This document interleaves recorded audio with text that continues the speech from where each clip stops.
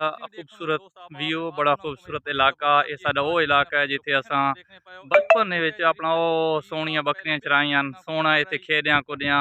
और खुली फिजा होनी, खुला माहौल होना, एंटियां खेलने से, लतांगड़ा दप खेलने से, और उस तो अलावा होर के धप्पा गीटी खेलने होने थे, छप छुड़की खेलने थे। हाँ, हूँ देखो तो इतनी तब्दीली आ गई जी सामने तो को मैं थोड़े और रिकवर करके खा इस चीज़ तो असां एडे अगे ना वच सकने। क्यों ना वच सकने? आबादी थी गई है, लोग अपनी ज़रूरत के मुताबिक ज़मीना तैयार की ज़मीना तैयार करके उन्होंने फसल रहना पे दरख्त रहा रहते ने।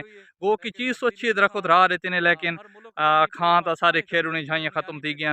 तुसा अपना बचपन किस तरह गुजारा है? क्या थोड़े बचपन उत्ते ये चीज़ां हान, ये चीज़ां तो कुछ शो थी या नहीं थी?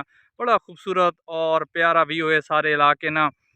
ते ये किस तरह इंसान को ये ज़िंदगी गुजारनी चाहिए, और सारे इलाके में ज़िंदगी ना खूबसूरत मंजर, खूबसूरत नज़ारा थोड़े सामने है। और ये जरा खंबा खला ने खंबे नहीं बड़ी ज़बरदस्त हिस्ट्री हिस्ट्री थो को दसा चा। ये खंबा ढाना ढाना बाच में जिस जिस तरह ना असा कहना जरदारी गया तो गया गया, लेकिन बाच में ये हुआ हिसाब है। खूबसूरत लोकेशन दे गिनो सारी है, बड़ा खूबसूरत जाए। यार मैं वल वल के ये खूबसूरत लफज इस्तेमाल करना पे, तंग न थे करो। वीडियो अगर अच्छी लगी करी तो कोई कॉमेंट्स की करो, अगर नहीं तो वन उड़ता करो। बात केरी जाती कोई ज़रूरत नहीं है कॉमेंट्स करना।